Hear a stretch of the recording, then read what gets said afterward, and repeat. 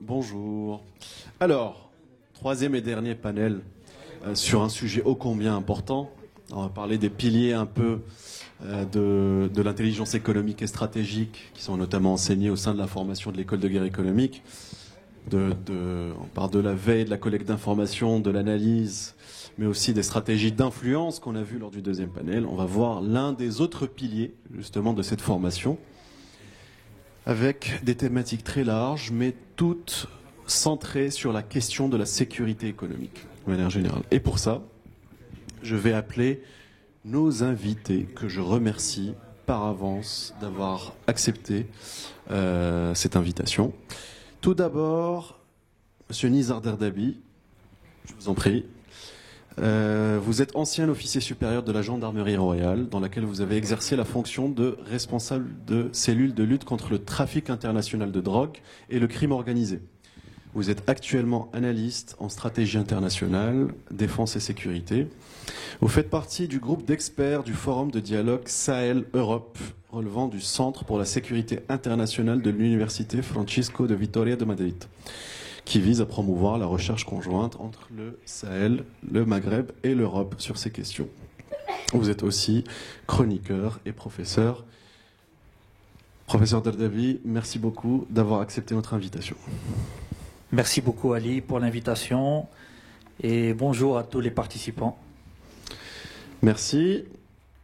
Je vais ensuite appeler Monsieur Youssef Agoumi.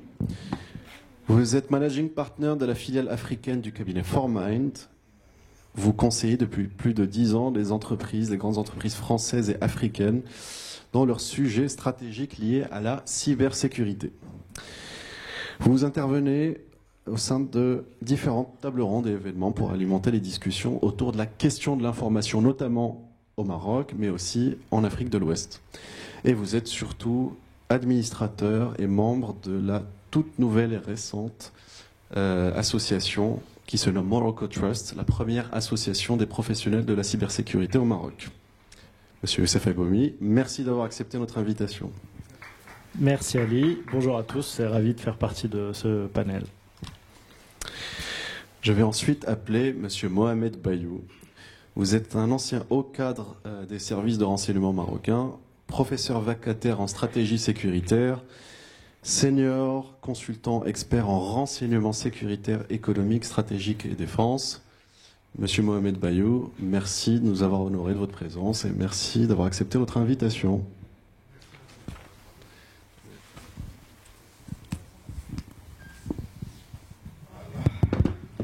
Merci à vous, M. Ali. Je suis honoré d'être parmi vous aujourd'hui. Et avant d'entamer et d'avancer dans le sujet, j'aimerais mettre un point sur une chose qui est très importante, c'est sans vous et sans Lokman, Monseigneur, je l'appelle Monseigneur Lokman, il n'y aurait pas cet événement. Merci une seconde fois et je suis honoré d'être présent parmi un panel de gens qui sont, comment dirais-je, investis dans ce domaine. Moi, je vais essayer d'apporter un modeste plus à travers mon expertise. Une expertise de 40 années. Tout le plaisir et l'honneur est pour nous. C'est pour nous. Alors, pour commencer, effectivement, la sécurité économique peut contenir des thématiques et des sujets très larges, notamment sur le continent, notamment par rapport aux différents pays africains qui sont confrontés à différents types de menaces en fonction de leur situation géopolitique, géostratégique, cadre criminel, développement technologique, etc., etc. En tout cas, aujourd'hui, c'est un impératif, tout court. C'est un impératif qui est essentiel. La sécurité de manière générale, mais la sécurité économique de manière plus précise. Car la thématique du jour, comme on l'a vu par rapport au panel précédent, il n'y a pas de croissance, il n'y a pas de développement, le climat des affaires, ni de stratégie d'influence s'il n'y a pas de cadre sécuritaire, de manière générale. Donc l'objectif, justement, à travers ce panel, c'est de pouvoir explorer, tout d'abord, avoir un panorama des différentes menaces auxquelles sont confrontés, on va se dire, pas tous les pays africains, mais on va prendre quelques exemples très marquants, notamment par rapport à la situation et l'actualité récente. Mais en tout cas, mettre le point sur la nécessité aujourd'hui de protéger, promouvoir les intérêts stratégiques du continent de manière générale et donc des pays respectifs du continent. Car on le sait, le continent, malheureusement l'actualité nous le rappelle chaque jour, en fonction des zones, est exposé à cet ensemble de risques qui mettent à mal la stabilité et donc le développement de chaque pays. J'aimerais commencer tout d'abord par une question pour M. Derdabi, de manière générale, d'un point de vue défensif ou d'analyse en termes de défense, quel est aujourd'hui l'état des lieux et comment les États africains peuvent-ils prévenir aujourd'hui les menaces à laquelle ils sont confrontés d'un point de vue sécuritaire de manière générale, géopolitique, mais aussi sur des menaces bien particulières, je pense aux cyberattaques notamment, ou par rapport à la menace terroriste. Et avec son impact notamment sur l'aspect économique, ou des fois, à partir qui ont pour source, la source de ces menaces-là viennent elles-mêmes d'un cadre socio-économique particulier. Bien. Alors, je vais commencer tout d'abord par comment les États en Afrique peuvent se prémunir des attaques cyber. En commençant tout d'abord par un constat. Quel est le niveau, tout d'abord, des acteurs, qu'ils soient étatiques ou privés, dans les pays africains au niveau de la cybersécurité. Ça veut dire quelles sont leurs cybercapacités. Alors tout d'abord, il faut savoir que c'est très difficile d'évaluer de manière générale quelles sont les cybercapacités d'un pays. Pour les capacités militaires, par exemple, il y a beaucoup de classements, il y a de l'armement qui est acheté, on peut évaluer facilement. Pour le côté cyberdéfense, c'est très difficile. Alors, un seul think tank l'a fait, c'est le International Institute of Strategic Studies, basé à Londres, qui a fait un classement des cyberpuissances à travers le monde. Ils ont répertorié 15 cyberpuissances, et dans laquelle, bien sûr, sans surprise, on ne retrouve aucun État africain. Donc, parmi ces 15 puissances, on retrouve logiquement les 5 puissances qui siègent au Conseil de sécurité, États-Unis, Chine, Russie, Royaume-Uni et France. On retrouve des cyberpuissances en Asie, le Japon, la Corée du Sud. On trouve 2 cyberpuissances dans le Moyen-Orient, Israël et l'Iran, mais aucun pays en Afrique. Donc ça, c'est déjà le premier constat. Alors, les experts parlent on va dire, de cyberpuissances moyennes qui ont des cybercapacités qui permettent de se prémunir contre quelques cyberattaques. Et on cite, c'est un classement qui n'est pas peut-être très objectif, mais c'est la seule donnée qu'on a. Donc, on cite tout d'abord l'Afrique du Sud, l'Égypte, le Maroc et l'Éthiopie, dans une moindre mesure l'Algérie, le Kenya et le Rwanda. Pourquoi le Rwanda? C'est un petit État, sur le plan démographique, sur le plan géographique, mais sur le plan des technologies qui est très avancé. D'ailleurs, c'est l'exemple de la Digital Nation en Afrique. Donc ça, c'est le premier constat. Alors, les États, comment ils arrivent à se prémunir contre les attaques? Donc, généralement, les États ont des organes sécuritaires qui relèvent en général du ministère de la Défense. Je prends le cas du Maroc, c'est la DGSSI. Donc, pour ceux qui ne le connaîtraient pas, c'est la Direction Générale de la Sécurité des Systèmes d'Information. Donc, c'est un organe militaire, mais qui a vocation à protéger, à défendre les intérêts stratégiques du pays. Donc, quand on parle d'intérêts stratégiques, ce sont toutes les administrations principales. Je vais citer comme ça la Banque El Maghreb, c'est la banque centrale, les principaux ministères, etc. Donc, il y a du personnel formé, dédié à la protection contre les attaques de cybersécurité. Donc, ça, c'est pour les acteurs étatiques. Pour le secteur privé, c'est une autre histoire. Alors, les multinationales, les grands groupes ont les moyens nécessaires. Pourquoi? Parce qu'ils ont beaucoup de moyens, parce qu'ils sont la première cible des attaques, parce que les attaques terroristes, qu'est-ce qu'elles ciblent? En fait, elles ciblent, une attaque, elle a pour but de gagner de l'argent, prendre des données, faire du ransomware, etc., etc. Donc on cible les gens qui ont des moyens. Donc les multinationales ont les moyens pour se prémunir d'attaques, mais malgré ça, elles ne sont pas à l'abri de toutes les attaques. On passe à la deuxième catégorie, donc, que je vais citer comme catégorie, les entreprises, on va dire, étatiques, les banques nationales, etc. Elles ont des moyens dédiés, des cellules opérationnelles pour parer aux attaques de cybersécurité. Alors, elles ont mis les moyens, pourquoi? Parce qu'elles sont conscientes de l'impact très mauvais sur leur image, sur leurs biens immatériaux, sur leurs biens matériaux aussi. Mais malgré ça, comme je l'ai dit pour les multinationales, elles ne sont pas à l'abri des attaques. Le dernier exemple, l'exemple récent de l'attaque contre une filiale de BMCE Bank of Africa au Mali. Et donc ça montre qu'il y a encore beaucoup d'efforts à faire. Le dernier, on va dire, cible, ce sont malheureusement les PME, les TPE qui n'ont, on va dire, aucune défense. Ce que peuvent faire les petites entreprises, c'est qu'elles achètent des antivirus. Donc ça, on va dire, c'est le moindre niveau de défense contre les cyberattaques. Donc ça, c'est une fois qu'on a dressé ce constat, qu'est-ce qu'on peut faire pour prévenir ces cyberattaques? Donc à mon avis, il y a 4 grands axes sur lesquels il faut travailler. Le premier axe qui est l'éducation et la sensibilisation. Deuxième axe, formation des compétences. Troisième axe, renforcement des moyens techniques et technologiques. Et le quatrième axe qui est la coopération internationale. Alors, je commence par l'éducation et la sensibilisation parce que malheureusement, le problème de la cybersécurité, à part, on va dire, les professionnels qui travaillent dans ce domaine, quelques chefs d'entreprise, l'opinion publique n'est pas suffisamment sensibilisée, n'est pas suffisamment consciente de l'impact que peuvent avoir les attaques cyber. Donc tout d'abord, il faut éduquer et sensibiliser. Sensibiliser monsieur tout le monde. On a tous chez nous des smartphones, des PC, on est tous connectés. Il y a maintenant l'évolution du domaine de l'Internet des objets. On a de plus en plus chez nous des réfrigérateurs connectés, notre voiture est connectée. Donc ça veut dire que tout un chacun doit être conscient des menaces cyber et qu'elles sont, bien sûr, sans être des spécialistes, il y a quelques réflexes à avoir. Donc tout d'abord, la sensibilisation. Deuxième axe dans la sensibilisation, c'est la sensibilisation des décideurs.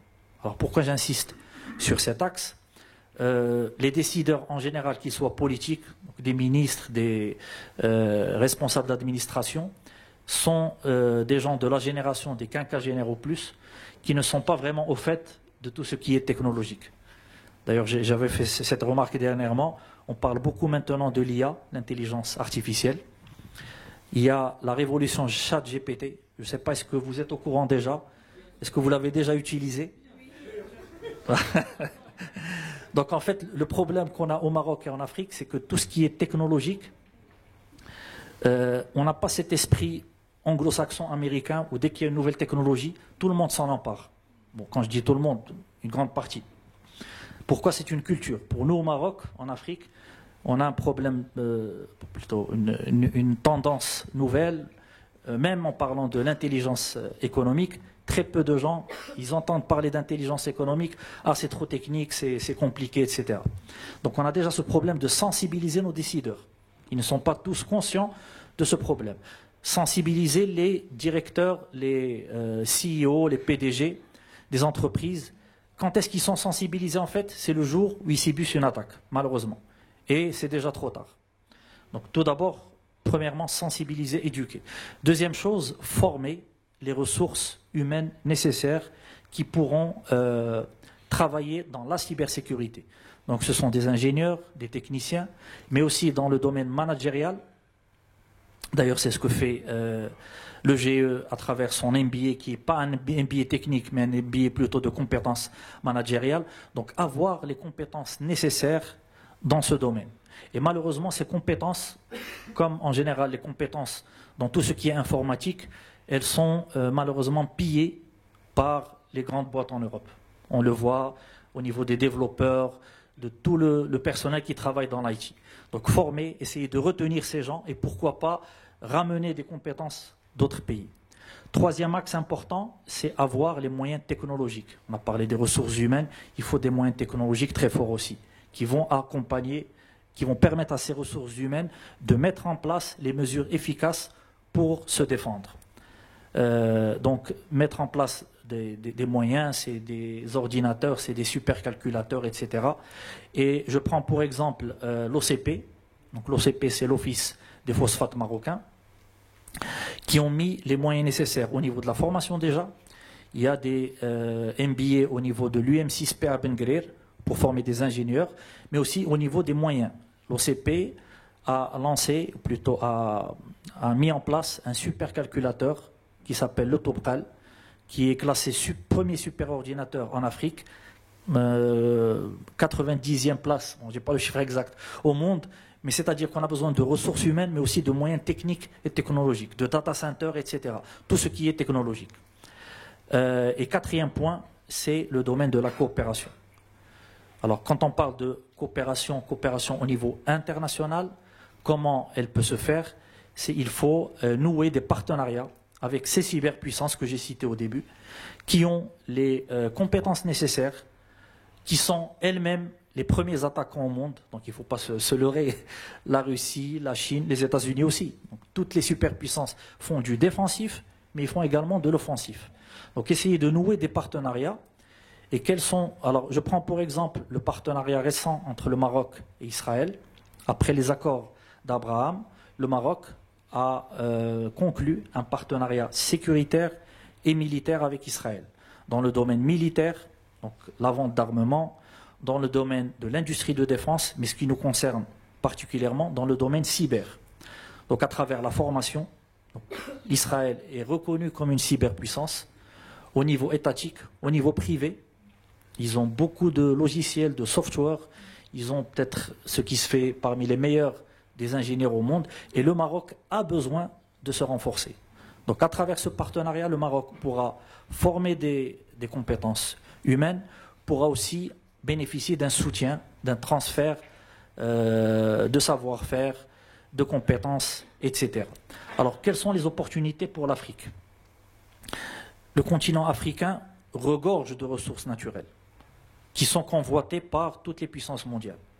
Alors, en Afrique, on trouve de tout. Des ressources naturelles, des ressources minières, de l'or, de l'uranium, des terres rares. Et toutes ces ressources, elles sont convoitées par les superpuissances, mais en même temps, l'Afrique, qu'est-ce que c'est? C'est un marché pour toutes ces grandes puissances. Donc c'est pour cela que toutes les grandes puissances, vous le remarquez chaque année, on a des forums Russie-Afrique, on a des forums Chine-Afrique, États-Unis-Afrique. Même la Turquie essaye d'étendre son influence sur notre continent parce qu'ils savent très bien que l'avenir, le développement, c'est en Afrique. Donc quel est on va dire, la solution pour les États africains? C'est de monnayer cet intérêt. Vous voulez nouer un partenariat, profiter des richesses. En contrepartie, on a besoin de compétences, particulièrement dans ce domaine, dans le domaine cyber. Donc demander de former nos compétences africaines, d'avoir les moyens technologiques et d'avoir aussi un soutien. Quand on fait un partenariat en matière de défense, une alliance, on peut bénéficier en cas d'attaque d'un soutien de notre partenaire. Et bien sûr, ça se fait dans le cadre d'un accord gagnant-gagnant. La cyberpuissance qui va venir renforcer vos capacités, elle va gagner sur beaucoup d'autres domaines. Donc ça, c'est dans le cadre de la cybersécurité. Alors, pour les autres attaques sécuritaires, là, c'est beaucoup plus compliqué. Tout d'abord parce que si on cite les menaces que l'on retrouve en Afrique, c'est tous les types de menaces sécuritaires que l'on trouve à travers le monde. Elles sont focalisées en Afrique et elles sont à un degré très élevé. On va commencer tout d'abord par le terrorisme. Le terrorisme est la menace universelle, sauf qu'en Afrique actuellement, particulièrement dans la région du Sahel, on a peut-être le remake de ce qui s'est passé en Irak et en Syrie avec la naissance de Daesh. On a une large partie des territoires qui se situe entre le Burkina Faso, Mali, Niger et Tchad, qui est maintenant contrôlé uniquement par les groupes terroristes. Qu'est-ce que ça veut dire? Ça veut dire que les services étatiques, les forces armées de ces pays n'ont aucun contrôle de très larges étendues de territoire. Donc, comment assurer sa sécurité alors que peut-être dans une partie, par exemple le Mali, plus de 50% du territoire malien est tenu par les terroristes. Donc ça, c'est la première menace. Deuxième menace, ce sont tous les trafics illicites en tout genre. Quand on parle de trafic, on parle de trafic de drogue, de trafic d'armes, trafic de cigarettes, de produits pharmaceutiques qui sont très très dangereux pour la sécurité sanitaire de tout le continent africain. On parle de traite humaine aussi. Malheureusement, c'est le seul continent, peut-être une partie en Asie aussi, où on fait encore de la traite humaine. Alors ça, c'est pour les trafics. On a encore le gros problème de tout ce qui concerne la criminalité financière. Donc c'est le blanchiment d'argent en relation avec tout ce que j'ai cité auparavant, mais également avec la corruption. Donc je ne vous apprends rien. Le continent africain, c'est le continent où il y a le plus de corruption, détournement de deniers publics, etc., etc. La dernière menace qu'on voit juste maintenant poindre à l'horizon, mais qui va faire des ravages, ce sont tout ce qui est lié à la criminalité crypto-monnaie. Pourquoi? Parce que la même chose que le cyber, les États africains n'ont pas encore les moyens, l'expertise déjà pour essayer d'évaluer cette menace, et donc automatiquement tous les réseaux criminels sont très bien connectés entre eux à travers le monde.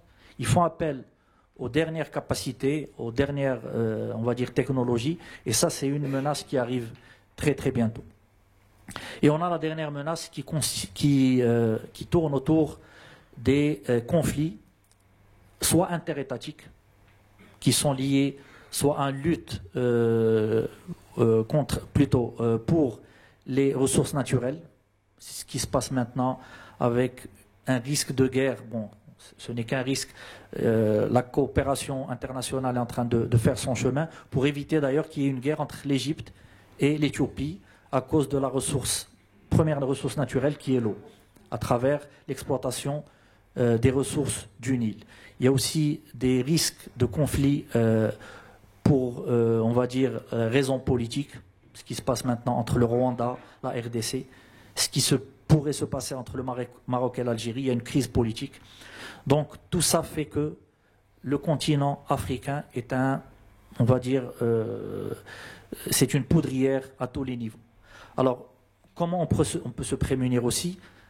Il y a beaucoup de débats, de discussions. D'ailleurs, tous les acteurs, même étrangers, les puissances occidentales, mettent beaucoup de moyens pour éviter à ce que cette poudrière explose.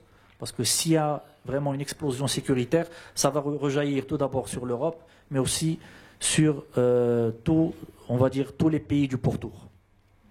Alors, les principaux axes, on les connaît, mais la mise en œuvre de ces axes, c'est ça ce qui est un peu plus difficile. Donc tout d'abord, la stabilité politique. Sans stabilité politique, pas de sécurité, on le sait. Quand il y a des coups d'État, quand il y a des luttes internes, quand il y a une mauvaise transition politique, automatiquement ça se répercute sur le domaine sécuritaire. Deuxième chose, la bonne gouvernance et le respect de la démocratie. Malheureusement, en Afrique, il y a beaucoup de choses à faire. Alors, l'état, on va dire, du respect de la démocratie n'est pas le même de pays à un autre pays. Et on remarque qu'au niveau du Sahel, où il y a la plus grande menace sécuritaire, c'est là où il y a ce problème de transition démocratique. Il y a d'ailleurs 3 pays, le Mali, le Burkina et la Guinée, où c'est une junte militaire qui est aux commandes du pays. Troisième axe, c'est le renforcement des capacités, tout d'abord des forces armées, mais aussi des services de sécurité, police, gendarmerie, etc. Alors, quand il y a de l'instabilité, quand il y a des coups d'État, des putschs, qu'est-ce qu'on fait? On démantèle des unités des forces armées, par exemple les forces présidentielles, les forces spéciales, et qu'est-ce qui se passe? On perd des compétences. Il y a aussi l'appel des groupes djihadistes. Les groupes djihadistes, des fois, payent plus que les États, et on a ce problème où les forces armées africaines, pour certains pays bien sûr, ils ont un problème pour retenir leurs ressources humaines. Et donc, le problème, c'est que la sécurité, qu'est-ce qu'on fait? On fait appel à des prestataires étrangers. C'est le cas, par exemple, pour le Mali, face à la recrudescence du terrorisme. Qu'est-ce qu'ils ont fait? Ils ont fait appel à la France. la France est venue, s'est installée pendant 9 ou 10 ans. Alors, bien sûr, quand une puissance étrangère arrive avec ses forces armées, donc c'est un coût considérable et automatiquement, ils vont prendre quelque chose en échange. Il y a de l'influence, il y a de l'ingérence, il y a beaucoup de problèmes. La France peut-être s'est retirée de quelques pays. Qu'est-ce qu'on voit? On voit que les Russes, un groupe privé, le groupe Wagner, est venu pour soi-disant installer la sécurité. Mais ce qu'on remarque dès les premières années, c'est beaucoup d'exactions, beaucoup d'atteintes aux droits de l'homme. Et à mon avis, s'il n'y a pas une coopération interrégionale de pays qui ont les mêmes intérêts, qui font face aux mêmes menaces, on n'arrivera pas à maintenir cette sécurité. Et en matière de sécurité, tant qu'il y a un petit foyer d'insécurité, ça peut rejaillir sur toute la région. Donc je pense qu'il y a encore beaucoup de choses à dire sur ce domaine, mais pour laisser le temps aux autres membres du panel. Donc de toute façon, on est à votre disposition pour des questions à la fin. Merci. Merci beaucoup. Merci beaucoup, César. Alors, effectivement, par rapport à cet exposé très riche et on va dire ce panorama de menaces qui a été effectivement exposé, permettez-moi un peu de mettre l'accent sur une problématique sur laquelle effectivement vous êtes attardé au début, la question de la cybersécurité, mais de manière générale, en fait, lorsqu'on parle de la base de la sécurité de l'information, la sécurité économique, pardon, elle passe forcément par la sécurité de l'information. On en parlait encore ce matin, c'est un peu le credo aussi au sein de l'école de guerre économique. L'information est la clé et le pétrole du XXIe siècle. Comment faire face, notamment, les petites PME, les organisations régionales, les grandes entreprises, les banques, comment faire face aujourd'hui à une menace qui était plutôt externe auparavant, hein, les menaces cyber concernaient plutôt les pays, on va dire, où au niveau digital et technologique, il y avait un certain, on va dire, où il y avait un certain degré de transformation. Aujourd'hui, cette menace est de plus en plus présente, notamment sur le continent. Je vais prendre le cas de l'Afrique de l'Ouest, ou même au Maroc aujourd'hui. Et elle touche justement et crée cette instabilité économique que peuvent vivre les entreprises et par la suite en fait l'ensemble des États. Monsieur Agoumi, est-ce que vous pouvez nous dresser, ou plutôt un peu les enjeux et les débuts de solutions pour faire face à ces menaces qu'on retrouve aujourd'hui, notamment dans le cyberespace, auxquelles font face les pays, peut-être en nous donnant quelques exemples, un peu des priorités à développer. Je sais que voilà, s'est constituée récemment cette première association des professionnels de la cybersécurité au Maroc, ce qui est déjà, voilà un grand pas. Voilà, pour appuyer ces démarches-là face à ces menaces de manière générale, donc pour créer de l'entraide, on va dire, entre professionnels, ce qui est d'abord la première démarche à faire, que ça soit pour le cas, on va dire, pour le cas marocain, mais aussi pour d'autres cas que vous avez observés en tant que professionnel. Comment justement faire face à ces menaces et ces solutions de manière concrète et pragmatique? Merci pour la question. On va essayer d'y répondre. Bon, déjà, M. Dardabi a donné pas mal d'éléments, donc je vais essayer de compléter sur ce qui a été dit déjà pour qu'il n'y ait pas de redite. Donc d'abord, pour reprendre la dernière partie de la question sur le fait que c'est la menace cyber concernait principalement, on va dire, les pays dits développés au vu de leur digitalisation. Il se trouve qu'aujourd'hui, on a eu le Covid qui a accéléré la digitalisation d'une manière un peu forcée sur notre continent. Et qui dit à accélérer la digitalisation dit l'a accélérer sans nécessairement mettre en face les bonnes mesures de sécurité. Et on commence à ressentir, en tant que professionnel en tout cas de la sécurité, très fortement les conséquences de cette digitalisation accélérée, surtout ces derniers temps, où on se retrouve avec des entreprises clientes qui subissent de plus en plus d'attaques avec de plus en plus d'impact. Et là, en ce moment, c'est un peu la panique chez notre écosystème de clients, où je peux vous dire qu'on reçoit des appels très souvent de directeurs cybersécurité, de directeurs généraux, selon la taille de l'entreprise, qui sont très inquiets. On a eu, M. Dadabi en a parlé, la récente attaque au niveau de la filiale BOA au Mali. Pour ceux qui n'ont pas suivi, il y a eu un vol de données assez massif de la filiale avec une demande de rançon en parallèle. Donc on a les hackers qui ont donné 8 jours à la banque pour donner 10 millions de dollars avec des exemples de données qui ont été récupérées pour justifier justement la véracité de l'attaque. Donc ils ont publié des tableaux Excel avec la liste de tous les clients, aussi bien particuliers que pro, toutes les données sur les clients, des exemples de relevés de compte, des exemples de chèques, de cartes d'identité, de passeports, etc. Donc là, on est sur des attaques de type on demande des rançons. C'était vendredi ou samedi dernier. Donc on leur a donné 8 jours et je pense que c'était 10 000 dollars par jour de réflexion supplémentaire. Voilà, donc là, bon, on est sur déjà une situation un peu problématique, d'autant que on demande la rançon sur le Mali et on montre des données qui concernent potentiellement d'autres filiales. Donc ça veut dire que je vais payer la rançon pour le Mali. Demain, on va me dire « Ah, au fait, j'ai les données du Sénégal, du Togo, du Maroc, etc. » Et on n'a pas fini. J'appuie sur ce sujet parce qu'on est vraiment dans un contexte où il y a beaucoup d'attaques en ce moment, ou en tout cas on en parle plus. On a eu le ministère de l'Éducation nationale au Maroc il y a un mois et demi, qui s'est fait voler ses données également, publiées sur le dark web et sur différents réseaux, qui a généré un vent de panique aussi sur le marché marocain, où derrière cette attaque, on a, nous, en tant que professionnels, reçu des sollicitations assez fortes liées à cette problématique particulière de l'éducation nationale, où on a eu quelques grosses universités ou quelques grosses entreprises qui avaient une problématique plus sur les données personnelles, parce que c'est ce qui avait concerné le ministère. On a eu aussi, hier, l'agence La MAP, qui s'est fait attaquer sur l'ensemble de ses sites web, sur un sujet d'indisponibilité, et on en a plein d'autres comme ça. Voilà.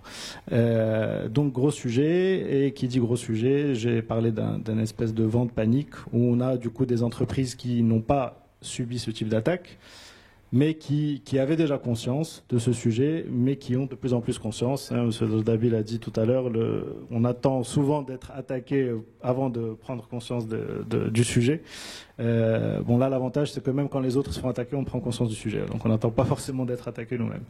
Et du coup, maintenant, on a, sur ces différentes typologies d'attaques que j'ai évoquées, j'ai essayé de donner des exemples d'attaques différentes, on commence à vouloir s'entraîner à réagir à ce type d'attaque. Et donc là, aujourd'hui, on a des grands groupes qui commencent à atteindre un certain niveau de maturité en Afrique. Bon, je parle des choses positives, on parlera des problématiques après, et qui commencent justement à vouloir s'entraîner à réagir en cas de cyberattaque. Et donc certains on va dire, je parle de manière mesurée, mais ont mis en place déjà certains dispositifs organisationnels, techniques, qui les confortent un peu sur leur niveau de sécurité, même si c'est pas suffisant. Et ils commencent à se dire, ok, au vu de tout ce que j'ai mis, si on m'attaque, aidez-moi quand même à réagir, à m'entraîner, à pouvoir réagir. Donc là, on commence à entraîner des COMEX de grandes entreprises pour réagir en cas de cyberattaque. Donc on fait des simulations, on leur dit, ok, l'attaque qu'il y a eu à la BOA, typiquement, on avait déjà, nous, il y a 10 jours, simulé la même chose pour une grande banque africaine. Et on commence à aider les dirigeants à se préparer lorsqu'ils subissent ce type d'attaque, pas que en termes techniques, mais aussi en termes de communication. Donc, comment monter une cellule de crise communication, comment bien gérer tous ces aspects-là. Typiquement, là, la BOA au Mali, dès qu'il a commencé à avoir les rumeurs, ils ont fait un communiqué pour dire oui, il y a eu une attaque, mais on l'a déjoué, on a tout bloqué, il ne s'est rien passé. Manque de peau, les hackers commencent à publier les infos. Donc il faut faire attention avant de communiquer, et on essaie de préparer justement les entreprises à faire ça. Donc ça, c'est pour donner un peu le contexte actuel qui est très tendu. Et ensuite, pour rebondir sur la partie enjeu, d'accord entièrement avec ce qu'a dit M. Dadabi. Un des enjeux principaux reste la formation et la sensibilisation. il y a un manque de compétences assez important en Afrique. Donc on commence à avoir, au Maroc, on a de plus en plus d'écoles qui commencent à se spécialiser sur la cybersécurité. En Afrique de l'Ouest, ça commence, mais ça reste parcellaire. J'avais vu une école dédiée cybersécurité à Dakar, toute récente, mais c'est vraiment les balbutiements du sujet. Donc ça, c'est un gros enjeu. Il nous manque les compétences, et vu qu'il nous manque les compétences, on a tendance à attribuer le rôle de la sécurité à des informaticiens. Et c'est pas leur métier. Et donc, c'est comme si, je vous dis, j'ai le médecin généraliste et j'ai le chirurgien. Le chirurgien, il a fait une spécialité, et pour faire la cybersécurité, il faut qu'on se spécialise sur ce sujet. Donc, malheureusement, faute de ressources disponibles et faute de moyens parfois, on se retrouve à avoir les équipes informatiques qui gèrent le sujet sécurité. Et l'équipe informatique, sa priorité, c'est pas la sécurité, c'est la production et c'est de délivrer le service IT. Et donc ça, c'est un des sujets qui est lié à ce manque de ressources. On a un deuxième enjeu qui a été rappelé aussi, c'est l'enjeu législatif et réglementaire. Donc il faut... pas tous les pays aujourd'hui n'ont développé leur arsenal législatif et réglementaire pour cadrer les sujets cyber. Et ça reste important parce que c'est ce qui va venir accélérer le besoin de sécurité des entreprises, ou en tout cas le devoir de sécurisation des entreprises, parce que quand on leur met des lois et des réglementations en face, tout de suite on arrive à débloquer plus facilement auprès du management, même lorsqu'il n'est pas sensibilisé, des budgets pour sécuriser le système d'information. Donc là, au Maroc, on l'a commencé avec l'aide de la DGSSI. Donc on fait ça depuis 2012, où il y avait une directive nationale de sécurité des systèmes d'information, mais ça a été fortement renforcé fin 2021 avec une nouvelle loi cyber, donc la loi 0520, qui vise à imposer à ce qu'on appelle les infrastructures d'importance vitale au Maroc, à mettre en place des dispositifs de sécurité pour protéger les systèmes d'information du pays. Donc la loi identifie, de par son décret d'application, les secteurs vitaux au Maroc.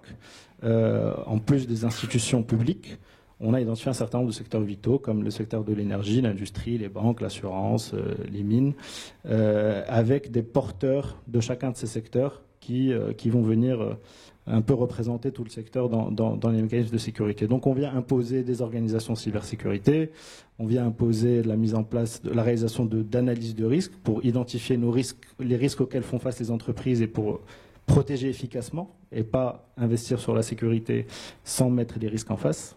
Donc on essaie de prioriser justement comment on alloue les budgets.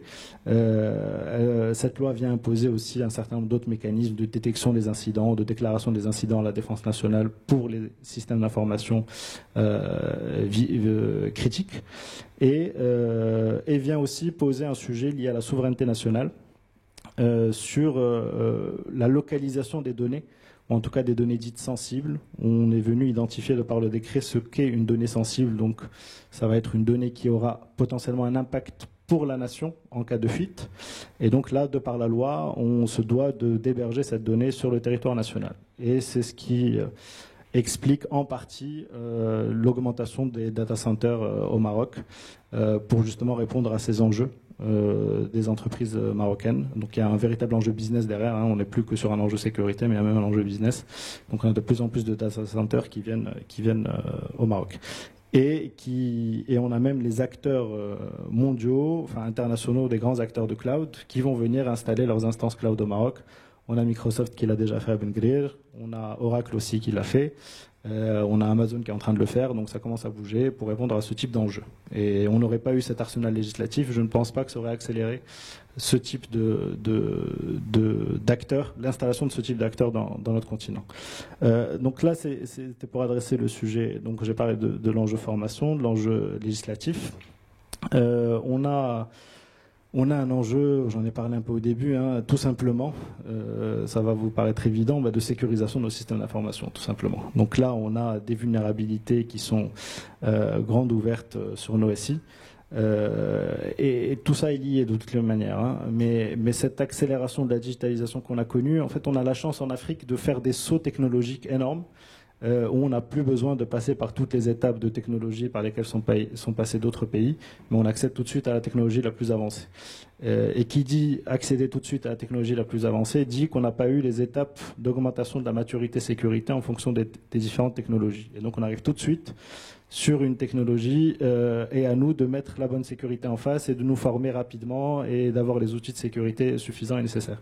Et ça, c'est difficile. Donc il faut absolument qu'on développe vraiment cette culture, mais c'est lié à la formation, c'est lié à la réglementation, à la loi. Et il faut qu'on adopte tous le concept qui commence à dater un peu, mais qui reste toujours d'actualité, du security by design. Je ne fais rien sans intégrer la sécurité dès le départ, parce que ça va me coûter beaucoup plus cher de le faire après. Voilà, tout simplement. Et ça, c'est un enjeu qui date, mais qui, là, je suis en train d'accompagner une grande banque européenne sur toujours ce sujet de security by design, où il se pose la question de, OK, on fait de la sécurité, on est les champions, on fait partie des plus grandes banques européennes. Maintenant, sur les prochaines années à venir, comment on peut continuer à le faire ? Avec les nouveaux enjeux technologiques, avec l'IA, avec le big data, comment on peut sécuriser ça ? Comment on peut adapter nos méthodologies aux nouvelles compétences qui arrivent sur le marché, qui n'ont pas le temps de faire une analyse de risque pendant 2 semaines, de faire de la sécurité sur des applications. Le développeur, il veut juste développer son application, ça le fatigue de s'attarder sur certaines choses. Donc on en est à l'étape, justement, en Europe, où on se pose la question de OK, comment on peut toujours continuer à faire cette security by design ? Et donc, il faut qu'on le fasse aussi, en fait. C'est juste ça le sujet. C'est que la sécurité, on y pense en priorité quand on va mettre en place nos systèmes d'information. Voilà.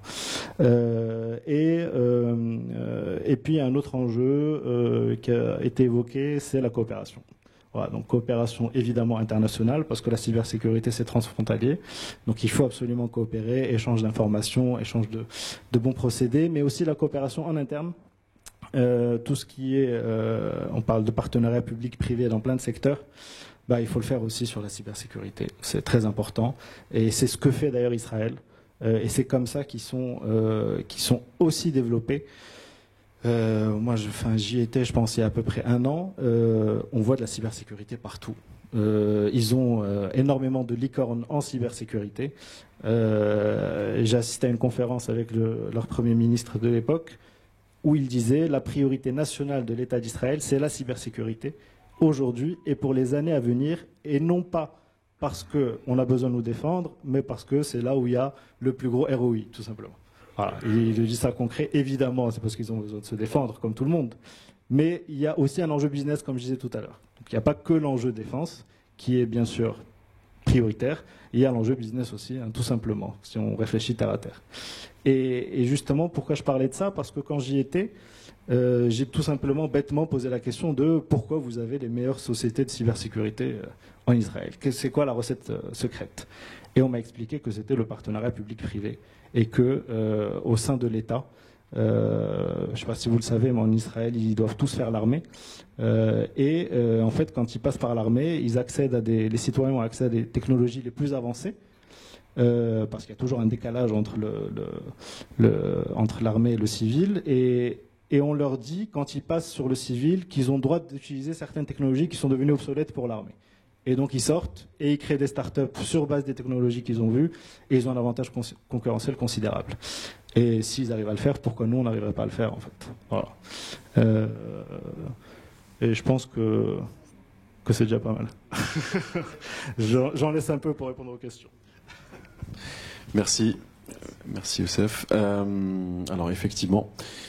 Alors 2 éléments très importants, notamment en conclusion, c'est que la sécurité est très souvent pensée dans les schémas classiques, pas seulement sur le continent, mais un peu partout dans le monde, comme étant une source de dépenses, d'investissement sans ROI, sans retour sur investissement, alors qu'au contraire, il faut penser aujourd'hui, c'est que la sécurité est créatrice de valeur et de richesse aujourd'hui. C'est un point très important, effectivement, sur ce point, ce cadre de sécurité économique. Et le deuxième, justement, ça fait une belle transition, la coopération. La coopération est essentielle. Alors j'insiste dessus, même la coopération en termes de formation, sur l'angle de la cybersécurité, mais aussi les angles sécuritaires. La formation est aujourd'hui essentielle, et notamment le partage de connaissances, ce qu'on essaye d'ailleurs de faire au sein de l'école guerre économique, avec le lancement du dernier MBA orienté en cybersécurité et gouvernance DSI, On a dit qu'on avait une pénurie non seulement sur les formations techniques, même si ça commence à arriver, et tout l'intérêt, on repart encore une fois sur la partie influence, de l'importance de groupements, en tout cas de professionnels que vous créez pour influencer, faire pression sur des sujets essentiels. Je parle pour ce cas bien précis de l'État marocain, mais ça peut être justement le cas pour l'ensemble des pays d'Afrique, de pouvoir faire pression comme un lobby ou de justement influencer pour ouvrir, pour avoir des démarches publiques, partenariats publics-privés, pour ouvrir de nouvelles formations, ou en tout cas notamment sur la partie technique. Pardon, oui. Juste pour renforcer la partie partenariat public-privé, j'ai oublié de dire quelque chose. J'ai parlé d'Israël, mais même les autres pays le font beaucoup. Là, nous, on a une présence en France. Il faut savoir que quand la guerre Russie-Ukraine a démarré, on nous a contactés tout de suite, même si on est acteur du privé, pour nous dire merci de mobiliser vos équipes pour des opérations de cyberattaque, donc les parties offensives dans la cyber, en cas de besoin, pour nous aider dans la guerre. Donc là, ça, je ne pense pas qu'on le fasse chez nous en Afrique aujourd'hui. J'espère que ça arrivera en tout cas. Oui, qu'on y arrivera. Mais totalement. Et sur la coopération, je pose la question à M. Bayou. Et cette fois-ci de manière générale, donc au-delà du spectre de la cybersécurité, mais peut-être là du spectre de la sûreté de manière globale et de la sécurité globale, dans quelle mesure l'amélioration de la coopération régionale, je pense notamment à la coopération sud-sud sur le continent, régionale, sous-régionale, peut donner lieu à une plus grande efficience justement dans la poursuite des politiques de sécurité, de sûreté, de lutte antiterroriste. Et notamment, on est preneur de votre retour d'expérience en la matière. Tout d'abord, je veux mettre les choses dans leur contexte, c'est-à-dire bien qu'on... Vous rapprochez le micro. Ça va? Oui. Tout d'abord, je veux mettre les choses dans leur contexte. Dès qu'on parle de sécurité, c'est la sécurité nationale. Et la sécurité nationale, il y a plusieurs branches. Il y a la sécurité économique, la sécurité alimentaire, la sécurité cybernétique, dont a parlé les deux intervenants, la sécurité environnementale. Ça, c'est la sécurité en général. De toutes les façons, pour ce qui est de la sécurité économique, la sécurité économique et la sécurité en général, il n'y a pas une coopération ou une collaboration étroite entre les États africains. Ça, c'est dû à une certaine méfiance de la part des États africains. Je m'explique. C'est-à-dire, là où j'étais, on proposait à certains États africains de former leur personnel et tout ça, et n'ont jamais accepté. Ils font appel à l'étranger. Et quand ça foire, ils commencent à imputer leurs mots aux étrangers. Les étrangers, c'est l'étranger, c'est-à-dire l'étranger, l'autre, c'est l'enfer. À travers ma modeste expertise, il n'y a pas de coopération étroite dans le domaine de sécurité. Et je le redis, c'est dû à une certaine méfiance. Ça, primo. Secondo, la sécurité en général, ces dernières années, il y a un danger potentiel qui guette tous les pays africains, c'est la plateforme du Grand Sahel. C'est-à-dire le Grand Sahel maintenant, il est devenu une plateforme pour les groupuscules terroristes et pour le crime organisé transnational. C'est-à-dire, je m'explique. Une fois qu'il a eu le déclin de l'organisation Al-Qaïda en Afghanistan et en Pakistan, ces factions se sont dirigées directement vers la région du Sahel. Pourquoi la région du Sahel? La région du Sahel, si on remonte dans l'histoire, c'est une région où il y a beaucoup de tribus. C'est-à-dire, parlons de tous les pays qui forment la région du Sahel. Et ces tribus, et ces ethnies plutôt, c'est des ethnies qui ont un poids énorme, à tel point qu'elles circulaient facilement. Et à travers leur circulation surtout qu'ils sont des nomades, à travers ces circulations, il y avait un flux des échanges culturels et commerciaux. Et ça a marché toujours comme ça. Il a fallu attendre la fin du XVIIIe siècle, avec l'avènement de la colonisation. Et une fois la colonisation s'est installée en Afrique, et bien sûr, comme vous le connaissez, les colonisateurs ont changé de cap. C'est-à-dire ils ont mis le cap sur la mer, le commerce maritime.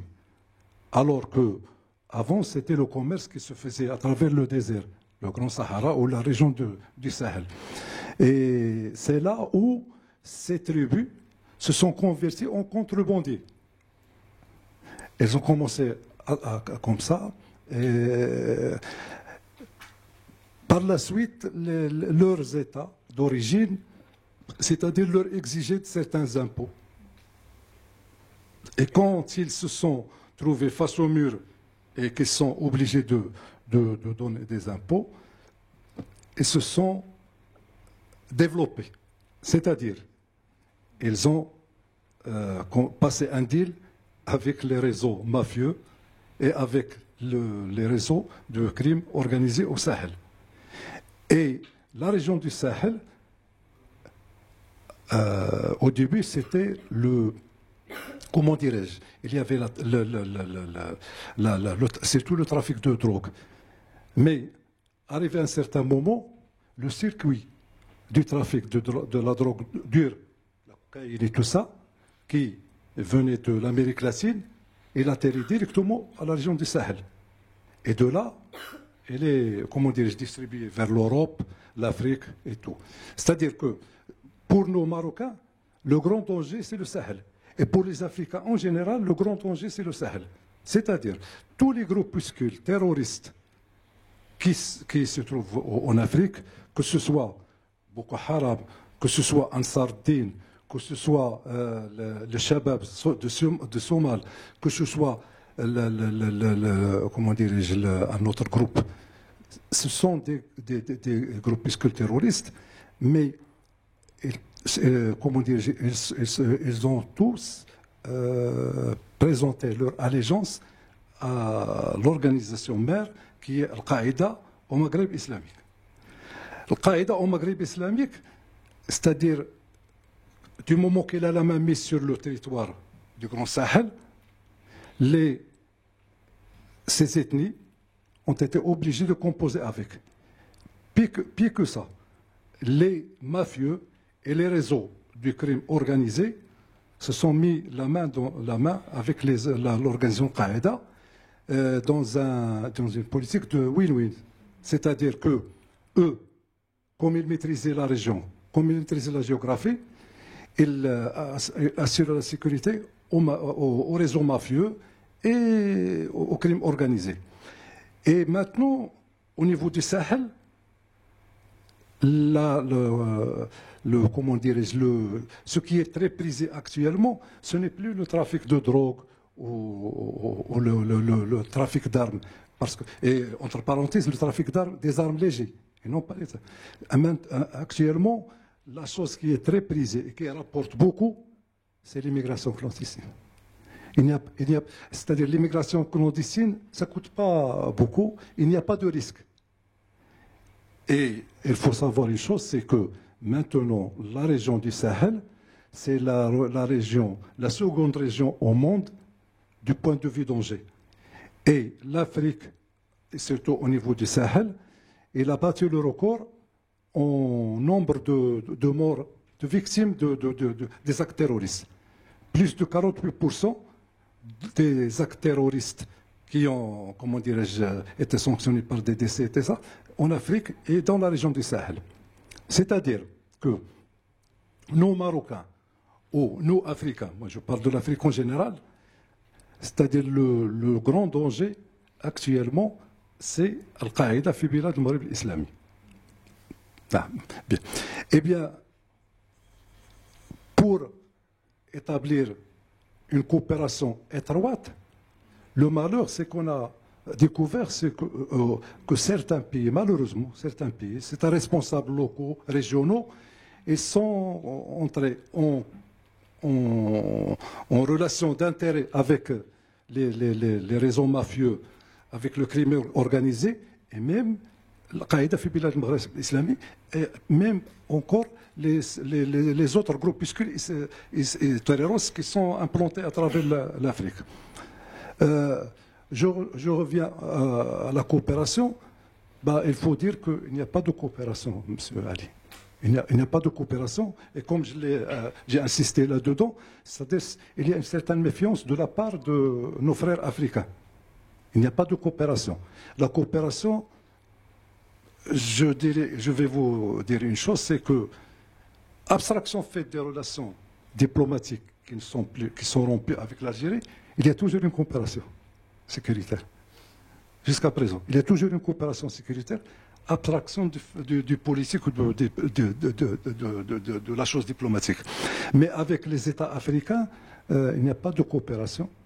Et ce manque de coopération, il se répercute sur l'économique, sur le tout.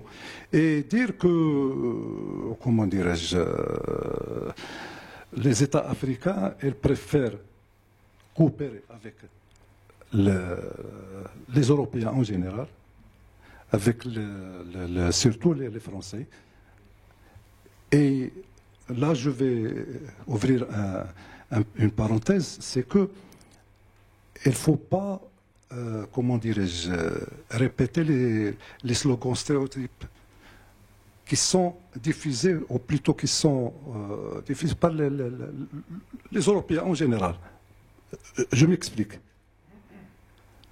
Quand on dit les Russes, ils vont s'installer en Afrique, les Russes, ce n'est pas une réalité.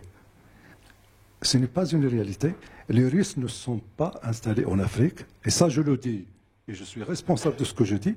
Ce sont des slogans répétés par l'Europe, parce que surtout la France, parce qu'elle est, comment dirais-je, elle est touchée par ce phénomène, surtout qu'actuellement, à travers mes différentes visites dans les pays africains, récemment, il s'est installé un sentiment anti-français jamais vu dans les pays africains.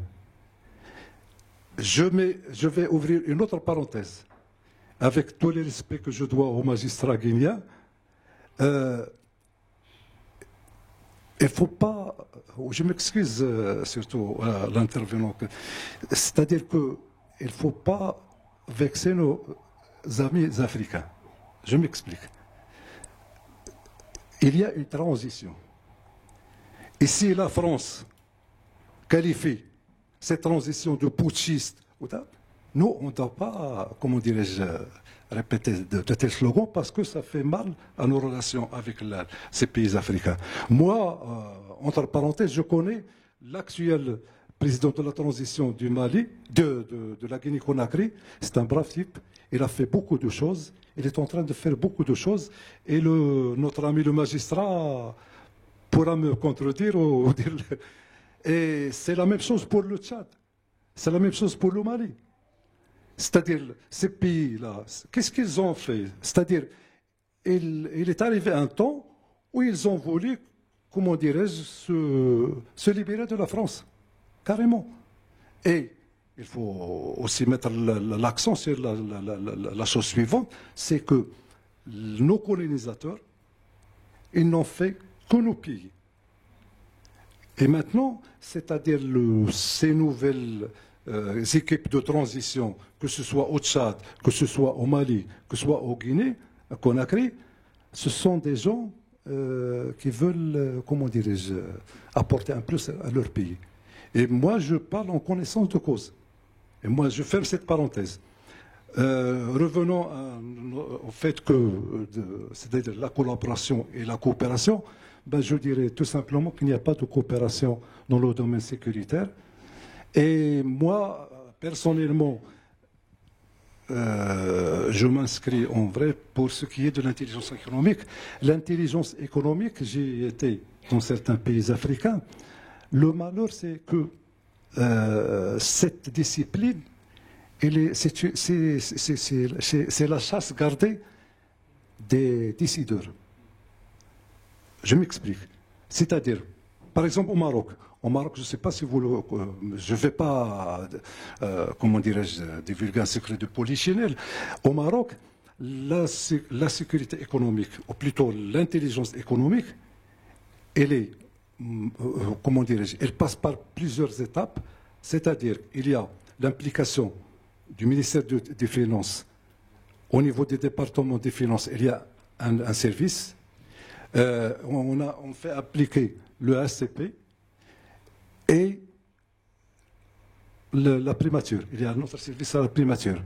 Mais ce qu'il faut savoir, c'est que toutes ces informations collectées, elles atterrissent chez les services. Au niveau des services, on procède au recoupement, à des enquêtes. Parce que le décideur, on ne va pas lui donner des informations sans qu'elles soient recoupées et vérifiées. Et ça, c'est la même chose pour les pays africains. Les pays africains, il n'y a pas de structure institutionnalisée de l'intelligence économique. Mais il y a des services au niveau, que ce soit, d'ailleurs, M. Konaté l'a bien dit hier au cours de la formation, c'est-à-dire qu'au niveau des décideurs, il y a des services qui s'occupent de cette discipline. Malheureusement, au niveau des pays africains, ce n'est pas la même chose que chez nous. Malheureusement, au niveau de certains pays africains, je ne parle pas de tous les pays africains, il y a des lobbies qui interviennent et qui déforment l'information, et l'information qui se rapporte afférente à l'intelligence économique arrive chez le décideur amputé, erroné. Ça. Qu'est-ce que je dois dire encore? De toutes les façons, moi chez nous j'ai oublié un point. Un point, c'est que j'ai oublié un point, c'est le fait que même au niveau des pays africains, même chez nous, il y a des centres de réflexion qui s'intéressent à l'intelligence économique. Il y a des think tanks, il y a tout, mais quand on formule le vœu de voir une structure institutionnalisée qui s'occupe de ça, il n'y a jamais de retour. Et c'est la même chose pour les pays africains. C'est la même chose pour les pays africains. Et dire que de telles structures, elle est tributaire d'un État d'institution, un État démocratique. Ça dépend du modèle de gouvernance, en fait. Oui, bien sûr. Oui. Tout à fait. Merci beaucoup pour votre retour. Et voilà votre retour, hein, en tout cas d'expérience. Je ne sais pas si on peut être aussi tranché, parce que notamment sur la question de la coopération, parce qu'effectivement le vit, que ce soit la coopération universitaire, sécuritaire, en formation, je ne pense pas qu'elle n'existe pas du tout, mais effectivement peut-être sur certains effectivement échanges, des fois sur des données sensibles, il y a plus de réticence, j'imagine bien, mais peut-être que la coopération n'est pas de manière aussi tranchée. Il n'y a pas une coopération étroite. Ouais. C'est-à-dire que, comment dirais-je, par exemple, il y a une coopération étroite avec l'Algérie, il y a une coopération étroite avec la Tunisie, et il y a une coopération très étroite avec les pays européens. Par exemple, les derniers attentats qui étaient commis en France et en Belgique, moi j'ai pris part. C'est-à-dire que c'est grâce au service marocain que la chose a été, comment dirais-je, le secret a été... En tout cas, il y a des choses d'information. Oui. C'est-à-dire que quand vous voyez les Européens en général, c'est-à-dire que ce soit l'Espagne, que ce soit la France, que ce soit les États-Unis, le Maroc est devenu un cas d'école. Et il y a une coopération au vrai sens du terme. Pour ce qui est de l'Afrique, il y a un échange, mais pas l'échange voulu. C'est-à-dire l'échange qui va apporter un plus au niveau de la sécurité en général dans la région. Peut-être. Oui. Et ça, c'est dû à une certaine méfiance de nos amis africains. Moi, je le dis franchement. Bon, c'est des fois voilà, entre voisins, mais en tout cas, c'est à nous de consolider ça à travers les événements et d'échanges, effectivement. Le rôle qu'a cité M. Agoumé tout à l'heure, le rôle du privé, notamment cette coopération publique-privée, pour booster justement ces échanges, cette coopération en formation autre entre voisins et justement cette coopération intra-africaine. Merci beaucoup. Je pense qu'on va passer directement, vu le timing, la parole au public, s'il y a des questions pour nos invités, pour nos panélistes. Monsieur.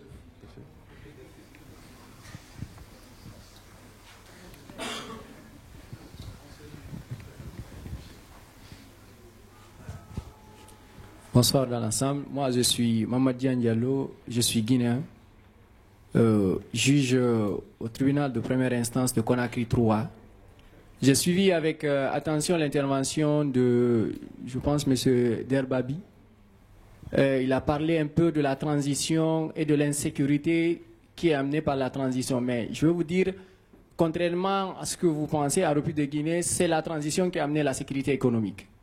Pourquoi? Parce qu'à travers la transition, on a pu mettre en place des institutions qui ont pu réprimer les infractions économiques, notamment la CRIEF, qui est la Cour de répression des infractions économiques. On a mis en place des textes de loi qui ont permis de rétablir une certaine sécurité qui n'existait pas auparavant. Et cela, c'est depuis 2021. Tenez-vous bien, la loi sur le blanchiment de capitaux, le financement du terrorisme, la loi anticorruption, a été appliquée pour la première fois, à ma connaissance, en Guinée en 2021. Et la loi, elle existait depuis, je pense, 2019. Ça, c'est un premier aspect. Le second aspect, c'est par rapport à la cybersécurité. Par rapport à la cybersécurité, on avait une loi qu'on appelle la loi sur la cybersécurité et la protection des données personnelles, qui a été adoptée depuis 2016, mais qui n'a été mise en application qu'en 2019. Tenez-vous bien sur ce domaine également. On a mis en place des institutions, notamment le Centre national de sécurité des systèmes d'information, l'autorité de régulation des postes et télécommunications ou la Guinée des larges bandes, qui sont des institutions qui sont là aujourd'hui, qui fonctionnent et qui sont connues du public et qui ont des résultats. Et ça, c'est depuis 2021 à nos jours. Quand je dis 2021, vous comprendrez que c'est à partir de la prise de pouvoir par le CNRD. Je ne veux pas parler de politique parce que je suis apolitique et j'ai une obligation de réserve sur ce point. Mais tenez-vous bien, pour nous, la sécurité économique est venue avec la transition. Contrairement à ce qui se passe ailleurs, parce que je n'ai pas un regard sur les autres pays. Mais ici, quand même, chez nous, en République de Guinée, la transition a amené une sécurité juridique parce qu'on a pu ramener beaucoup de biens, beaucoup de capitaux qui sont sortis dans les mains des tierces personnes et même qui se trouveraient à l'étranger. La Cour qu'on appelle la CRIEF a pu les ramener. Et tenez-vous bien, il y a une réforme encore qui est en train d'être mise en place concernant la CRIEF pour rétablir cette sécurité économique. Maintenant, ma question s'adresse également au premier intervenant. Je voudrais savoir, selon vous, le fait qu'il n'y ait pas une stabilité politique, cette instabilité politique devrait en principe conduire à une insécurité à une sécurité économique. Je ne sais pas si vous m'avez compris la question. Merci. D'accord. Alors, je n'ai pas la présomption de juger ce qui se passe dans chaque pays, mais l'idée c'est que l'instabilité politique, quand il y a des changements de régime, ça s'implique automatiquement sur le champ sécuritaire. Pourquoi? La sécurité a besoin de continuité. Quand il y a un changement de régime, quelle que soit la raison, on a très bien entendu, d'ailleurs, vous le confirmez, ça a été confirmé par la rue, chez vous, dans d'autres pays, où la population a soutenu, a appuyé ces changements de régime. Mais ce qui est sûr, c'est que tant qu'il n'y a pas de stabilité politique, la sécurité en pâtit. Les services de sécurité ont besoin d'une continuité, ont besoin de renforcer leur capacité sur l'expérience. Quand il y a un changement de régime, ça s'accompagne en général de purges, on enlève des chefs militaires. Alors il y a des jeunes qui prennent leur place, mais ça demande du temps. D'ailleurs, c'est pour ça que beaucoup de pays, quand il y a un changement de régime, ils font appel à ce qu'on appelle la RSS, la réforme des systèmes de sécurité. Ça prend du temps et on prend du retard alors qu'en parallèle, les bandes criminelles, les réseaux terroristes, eux, au contraire, ils s'épanouissent de ces changements de régime. Donc c'était ça en fait l'idée que je voulais présenter. Je ne sais pas si ça répond à votre question.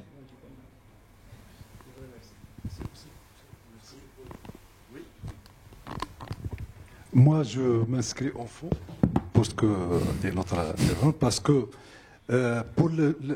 pour tout ce qui est sécuritaire, il y a toujours le changement dans la continuité.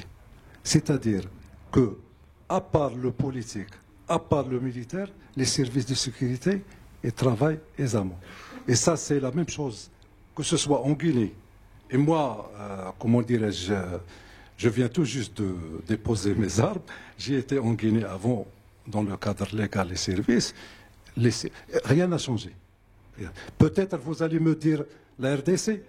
La RDC, François Baya, le conseiller sécuritaire du président Tshisekedi, c'est un conseiller qui a été hérité de Kabila, de Mobutu. Et il a été remercié parce qu'il y avait un conflit pas sécuritaire, un conflit matériel ailleurs. Parce que François Baya, c'est un ami, je le connais, et il a monté des affaires, et les choses n'ont pas plu à M. Tshisekedi, d'autant plus que cette affaire qu'elle a montée, il y avait des proches de Kabila associés à lui.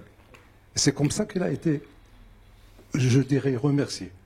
Mais moi, en connaissance de cause, et à travers mon expertise de 40 années, il y a, au niveau sécuritaire, il y a le changement dans la continuité.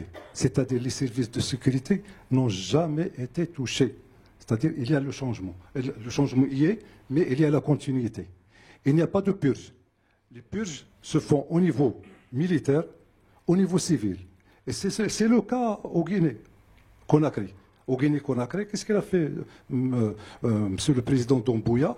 Il a, comment dirais-je, remercié beaucoup de membres de l'ancienne équipe gouvernementale, et il a fait appel à des compétences qui étaient marginalisées, à des compétences qui ont fui le pays avant.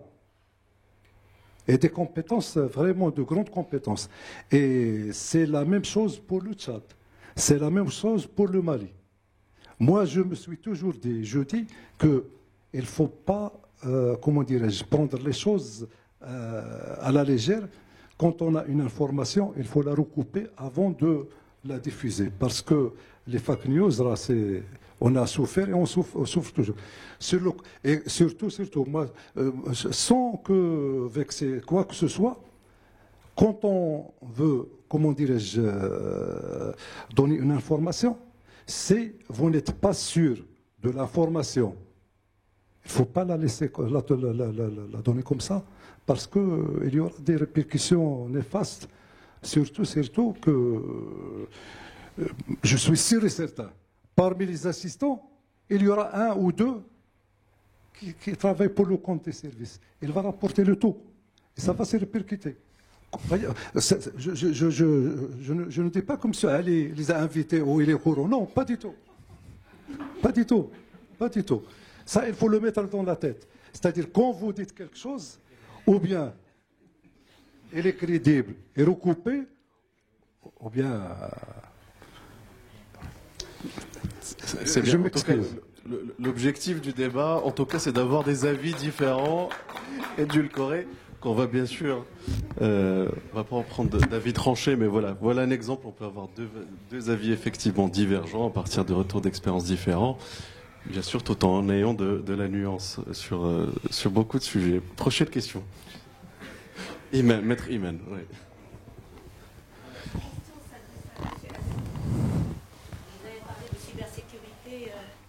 Il y a le Covid qui a déclenché la digitalisation rapide au Maroc. En parallèle, vous avez parlé de la cybersécurité en Israël, qui a connu un grand succès. Est-ce que vous ne pensez pas qu'au Maroc, il y a une absence de volonté politique d'accompagner les sociétés qui se sont retrouvées du jour au lendemain dans le besoin de digitaliser, qui n'étaient pas prêtes? en comparaison avec Israël que vous avez cité, et vous avez dit qu'il y a un accompagnement privé-public, il y a de l'aide étatique qui est complètement absente au Maroc. Est-ce que ce n'est pas le rôle principalement du Maroc, à part le fait de promulguer quelques lois, encore une fois plagiées sur la loi française, qui sont complètement sans texte d'application, comme toujours, des textes d'application qu'on attend depuis des années. Est-ce que vous ne trouvez pas que c'est un vide législatif, c'est un vide étatique qui s'installe encore une fois dans le domaine de la cybersécurité? Merci. Merci. On m'a pris mon micro, hein, donc merci pour la question. Là, je sais. Le mien sert aux questions. Alors, vous avez parlé de volonté politique de ne pas accompagner les entreprises. Je ne pense pas que ce soit une volonté politique, parce que qui dit volonté politique dit objectif derrière. Voilà, peut-être, voilà. Dit comme ça, parce que quand on dit volonté politique, on se dit qu'il y a une fin derrière, que c'est voulu. Donc je ne pense pas que ce soit voulu. Maintenant... bon, déjà, effectivement, j'ai parlé de la loi qui a été mise en place. Il y a eu un décret d'application qui est sorti 1 an plus tard, qui vient, bon, on va dire il essaie d'opérationnaliser le mieux possible la loi qui est sortie, qui est restée dans les hautes sphères et qui n'expliquait pas concrètement ce qu'il fallait faire, comme souvent. Le décret est venu quand même aider un peu. C'est pas suffisant. Il manque encore plein d'informations pour que les entreprises soient vraiment autonomes sur le sujet. Et il y a encore de la place à de l'interprétation, même après le décret. Maintenant, c'est un manque de moyens en fait. Moi, j'ai l'opportunité d'échanger beaucoup avec la DGSSI, qui est la Direction Générale de Sécurité des Systèmes d'Information, qui porte du coup le sujet de la loi cyber et qui est censé, au-delà de contrôler et de sanctionner, accompagner. C'est un rôle qui lui est attribué dans la loi et sur le décret, un rôle d'accompagnement et de conseil. Et ils n'ont pas encore suffisamment de moyens. C'est lié aux ressources, au manque de ressources, c'est lié au manque de formation. Ils ont la volonté, ça je peux vous le garantir. Nous, en tant qu'association de professionnels, on s'est regroupés, on part leur parler, on part suggérer des accompagnements, de la mise à disposition de moyens. Malheureusement, on est sur des dispositifs qui prennent du temps, où il y a beaucoup de contrôles, beaucoup de vérifications, surtout dans le domaine de la cybersécurité. On n'est pas sur un sujet où je vais venir vous dire oui, on est une association de professionnels, on est 20, on vient vous aider. On ne va pas nous dire oui tout de suite. On est sur le sujet cybersécurité, ils vont devoir faire l'enquête sur les 20, savoir chacun d'où il vient, qu'est-ce qu'il veut faire, c'est quoi son objectif. Et donc tout ça, ça prend du temps. Et malheureusement, ça plus manque de moyens, ça fait que l'entreprise peut se sentir délaissée. Donc nous, en tant que professionnels, on est là pour les accompagner. Maintenant, les entreprises qui n'ont pas forcément les ressources pour se faire accompagner se retrouvent effectivement dans des situations où elles sont plus vulnérables et plus exposées. Et ça, il faut qu'effectivement il y ait une volonté encore plus forte pour que les moyens soient mis sur ce sujet-là comme d'autres pays. Mais pour le moment, je ne suis pas aussi pessimiste ou je ne dresse pas un tableau aussi noir qu'il ne pouvait paraître au travers de votre question. Je pense qu'il y a quand même beaucoup de choses qui sont faites. Il y a encore beaucoup de choses à faire, mais on est quand même sur une voie acceptable, je dirais.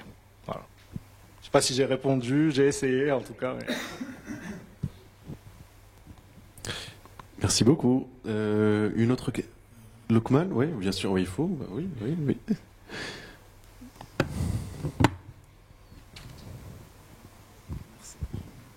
Merci aux intervenants pour cette belle illustration de la sécurité économique. On a parlé de cybersécurité. Aujourd'hui, les enjeux de cybersécurité sont des impératifs pour nos États. Et on a bien parlé de la partie technique, puisqu'il y a des attaques qui ont lieu massivement sur l'Afrique. On a parlé de l'IoT, l'Internet des objets connectés aussi, où en Afrique on devient de plus en plus connecté. Et je dirais qu'on est plus connecté qu'en Europe, parce que nous, dans certains hameaux, villages, vous trouvez des gens avec des iPhones. Ce qui est incroyable quand même. Cependant, dans cet écosystème de cyber, qu'en est-il de la cybergouvernance? Parce que lorsqu'on finit le côté technique, avant même d'arriver au côté technique aussi, que ce soit en amont ou en aval, il faut la cybergouvernance. Est-ce qu'il y a des études de réflexion qui sont menées sur ce sujet pour la sensibilisation, comme on l'a dit, la formation et beaucoup d'autres choses? Qu'en est-il de ce qui se passe au Maroc en matière de cybergouvernance?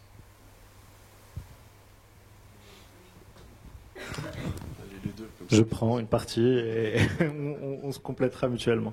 Déjà, je ne suis pas très sûr de comprendre ce que vous mettez derrière le concept de cybergouvernance. Donc, il y a soit on parle de la gouvernance de la sécurité au sens organisationnel, formation, sensibilisation, politique, processus, c'est ça que vous voulez dire? Ok, très bien. Donc, sur ce sujet, bon, il y a la strate législative, encore une fois, on y revient, qui prévoit le volet technique et le volet gouvernance, évidemment. Parce que quand on dit technique, je l'ai mentionné rapidement peut-être tout à l'heure, ça doit partir à chaque fois d'une analyse de risque pour identifier c'est quoi les risques, de quoi on parle en fait. Donc on va parler dans un contexte entreprise ou dans un contexte d'une activité spécifique ou dans un contexte étatique. Postulat de départ, quels sont mes risques? Sur base de comment je fonctionne.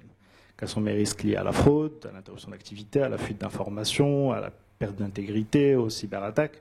Donc j'identifie ça et derrière, je fais tout simplement, ça va vous paraître assez bête et méchant ce que je dis, mais je fais un plan de traitement des risques. Et dans mon plan de traitement des risques, j'ai l'aspect gouvernance, j'ai l'aspect technique, et j'ai des aspects que je peux mettre dans la partie gouvernance qui sont liés à la continuité notamment. Et ça, c'est tout aussi, si ce n'est plus important que les aspects techniques. Si j'ai pas les ressources suffisamment sensibilisées, si j'ai pas des politiques, des process, des procédures pour guider tout le monde sur mon système d'information et sur mes modes de fonctionnement, ben mes outils techniques, je peux les jeter à la poubelle. Hein. Ça va servir à rien du tout. Et d'ailleurs, la plupart des attaques, on dit souvent que le maillon le plus faible de la chaîne, c'est le maillon humain. C'est vrai. Je peux mettre tous les outils que je veux. Si j'ai quelqu'un qui ne sait pas du tout ce que c'est que la cybersécurité, qui va recevoir un pauvre mail de phishing et qui va cliquer dessus, c'est terminé. Okay. Donc oui, c'est tout aussi important que les aspects techniques, c'est pris en compte, pas tout le temps évidemment, sinon il n'y aurait pas autant d'attaques, mais en tout cas c'est tout aussi important que l'aspect technique. Si tu veux compléter. Alors ce que je pourrais rajouter rapidement, c'est que quand on évoque gouvernance, on parle des domaines régaliens de l'État. Quelles sont les responsabilités régaliennes de l'État dans le domaine cyber? À mon avis, elles sont 3. Législatif, ça a été très bien expliqué d'ailleurs.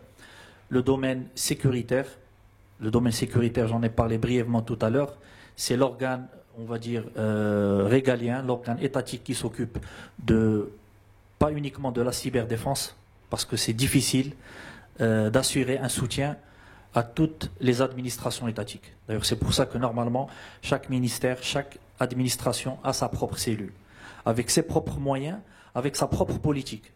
Quand on parle gouvernance, il y a la gouvernance au niveau étatique, mais aussi la gouvernance au niveau de tout responsable. Chacun doit être conscient du niveau de prise en charge et des moyens qu'il va mettre en œuvre.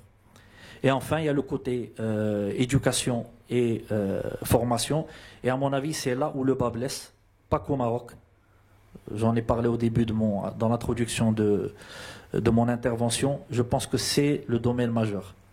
Plus on va éduquer les gens, les sensibiliser déjà à la base. Et je pense que maintenant, avec ce qui s'est passé au Maroc ces derniers temps, donc ça a été évoqué, ça fait les médias parlent de plus en plus d'attaques venant de l'Iran. Je parle pour le cas du Maroc depuis 2021, qui ont été médiatisées dernièrement. Et on sent que maintenant, un des domaines, un des champs de conflictualité dans le monde, au lieu de s'attaquer quand on a un problème, ou on a des divergences avec un État, c'est d'attaquer à travers le champ cyber. Pourquoi? Parce que ça ne laisse pas de traces. Vous n'êtes pas, pour le pays qui fait ces attaques, il est difficile de tracer. Donc c'est difficile de condamner. de faire des sanctions au niveau international. C'est ce qui fait que ça va être un des vecteurs, un des champs d'attaque. Et donc vous avez très bien parlé de cybergouvernance parce que la responsabilité cyber, elle incombe d'abord à l'État.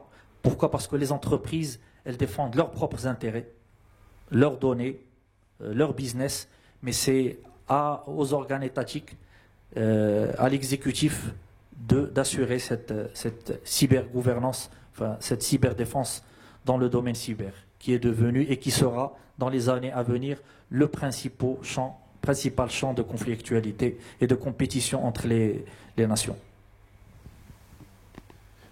Merci beaucoup. Alors, je vais prendre une dernière question, mais concise. Monsieur.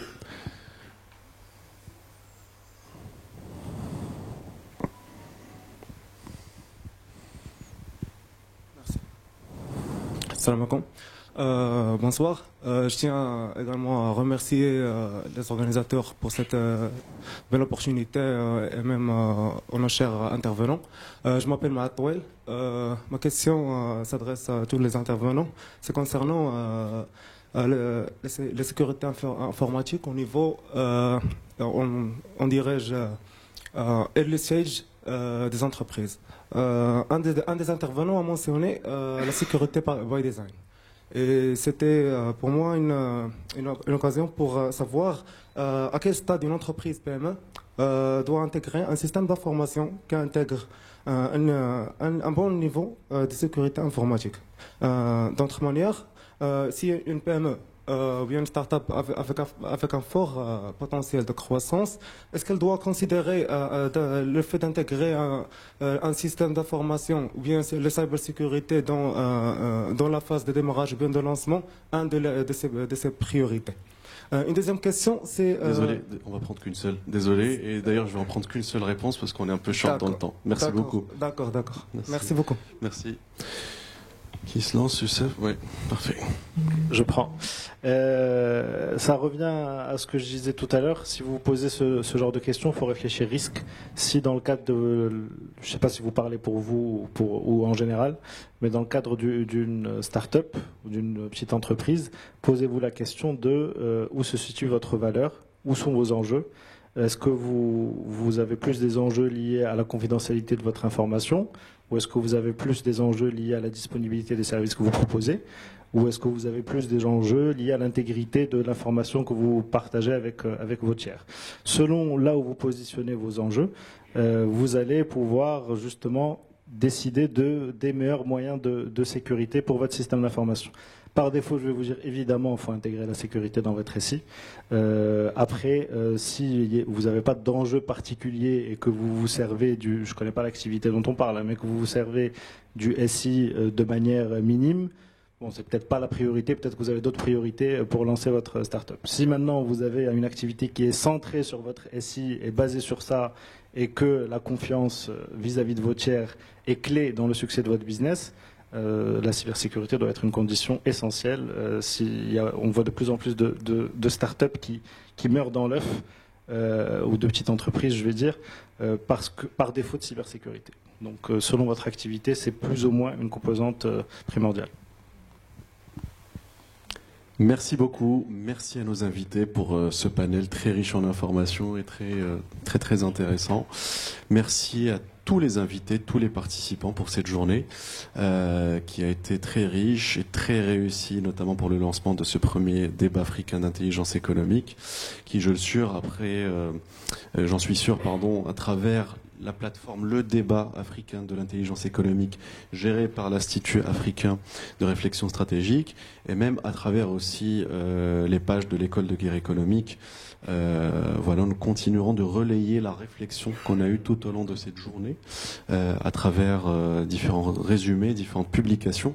Ça s'inscrit en tout cas à travers cette réflexion et cette démarche s'inscrit dans la continuité un peu de la pédagogie, de la philosophie de l'école, aussi à travers justement la promotion du partage de connaissances, de la publication de différentes réflexions, notamment, et là je pense à nos lauréats présents en nombre aujourd'hui, à travers leur publication de leur projet Atlas, qu'on peut retrouver sur le site infoguerre.fr, dans la même philosophie et même démarche, en coopération avec l'Institut africain de réflexion stratégique, pourrait retrouver un peu le résultat, en tout cas, ou les conclusions des excellents retours et explications et exposés de nos experts et nos intervenants qu'on a eu vraiment l'honneur de recevoir à travers cette journée. Donc encore une fois, merci à tous. Je vais donner la parole à Monsieur Kassi pour la clôture du débat africain d'intelligence stratégique. Merci beaucoup Ali, merci beaucoup. Alors, il y a une intervention qui a vraiment retenu mon attention. Toutes les grandes puissances organisent des forums avec l'Afrique parce qu'ils savent que l'avenir du développement se trouve en Afrique. Les États africains doivent monnayer cet intérêt en demandant à ces cyberpuissances de renforcer et former le continent en cybersécurité. En d'autres mots, l'Afrique, c'est l'avenir. En clair, il y a 3 choses qu'il faut retenir de ce débat. La première des choses, l'Afrique est consciente de son potentiel. Elle est aussi consciente de sa mission. Elle est aussi consciente du défi qui l'attend. Les outils comme l'intelligence économique, la diplomatie et la sécurité économique sont vraiment primordiales dans la prise de décision stratégique. L'école de guerre économique au Maroc a différentes spécialités. Et c'est une école, c'est vrai, stratégique, mais aussi qui répond à un besoin, ceux de former des cadres qui permettront à ce continent de retrouver son rayonnement. Ici, l'Institut est représenté par Ali Moutaïd, qui est le directeur général. Ali, je souhaiterais que tu nous rappelles quelques filières spécifiques de l'école de guerre économique rapidement, s'il te plaît. Merci Raphaël pour ce rappel. Effectivement, comme je le disais tout à l'heure, avec la présence de nos lauréats, nous avons la grande filière classique de l'école qui a plu pour les personnes dans l'assistance qui ne connaissent pas un peu l'histoire de l'école, créée à Paris par Christian Arbulot, qui a fêté ses 25 ans cette année, l'année dernière. Donc qui a, on va dire, un passé très riche et avant-gardiste sur ces questions stratégiques, sur la question des grilles de lecture qui concernent la guerre économique, les rapports de force, la guerre de l'information, l'ensemble justement des éléments qui ont été abordés tout au long de cette journée et ce panel. La première antenne internationale de l'école qui a été donc lancée à Rabat il y a 3 ans, ici, concerne pour l'instant que des formations exécutives. Donc c'est des formations en exécutive MBA adressées aux cadres supérieurs et aux professionnels à travers 2 programmes distincts. Le programme classique de l'école et MESSIE, Management stratégique et intelligence économique, qui est pour objectif justement de créer de la valeur et de former les cadres africains aux bases et aux enjeux du management stratégique de l'intelligence économique à travers le triptyque, en tout cas les bases qui concernent la veille, la collecte d'informations, l'analyse avec les propres méthodes et grilles de lecture développés et outils développés au sein de l'école, les enjeux de l'influence, mais aussi des sujets liés à la sécurité économique, la cybersécurité, les due diligence, les enjeux de la compliance, du lobbying, de la géoéconomie, des relations entre l'Union européenne, l'Afrique, mais aussi à travers un état d'esprit sur, en fait, avoir une grille de lecture qui va au-delà du marketing classique concernant la conquête des marchés internationaux, notamment avec des expertises précises par rapport à certains continents. Ça, c'est la formation, on va dire, classique et messieurs, et toute dernière formation lancée en même temps à Paris et à Rabat, qui concerne un enjeu de taille. Vous avez vu qu'aujourd'hui, cela a occupé le plus gros de notre panel d'aujourd'hui sur la sécurité économique, à savoir la question de la cybersécurité. Vu l'accélération de la digitalisation, dit développement exponentiel des différentes menaces, la cybersécurité doit être inscrite aujourd'hui au cœur des grandes stratégies en entreprise, mais aussi au niveau des États et des différentes organisations. J'ai bien aimé l'anecdote sur la cybersécurité doit être la priorité nationale d'Israël pas seulement en termes sécuritaires, mais en termes de création économique de richesse, de valeur. Ça doit être le cas de la majorité des pays, et notamment des pays africains. C'est pour ça qu'un MBA exécutif spécialisé en gouvernance des systèmes d'information et cybersécurité a été lancé l'année dernière à destination notamment des cadres africains qui souhaitent avoir, voilà, ce n'est pas une formation technique, mais c'est une formation, comme l'a dit mon collègue Nizar, managériale, former justement les personnes sur le management des risques et le management notamment du risque cyber à travers différentes organisations. Donc voilà un peu le panorama aujourd'hui des formations qui sont dispensées ici à Rabat, en coopération toujours avec les professeurs associés tant de l'OGE qui viennent de Paris, mais aussi d'experts, de professeurs, de docteurs qui sont voilà, basés ici au Maroc ou de manière générale sur le continent. Merci Raphaël. Merci beaucoup. Ainsi s'achève, merci. Ainsi s'achève la première édition du débat africain de l'intelligence économique. Vous êtes arrivés ce matin, nous avons offert du café, vous allez repartir, nous vous offrons encore un beau cocktail au rez-de-chaussée pour réseauter, partager et parler. N'oubliez pas, il y a certainement un voisin auprès de vous qui a une information qui peut vous aider. C'est ça aussi l'essence de l'intelligence économique. Celui qui n'a pas la bonne information ne peut pas poser la bonne action. Merci beaucoup, bonne soirée et que Dieu bénisse le Royaume du Maroc. Merci.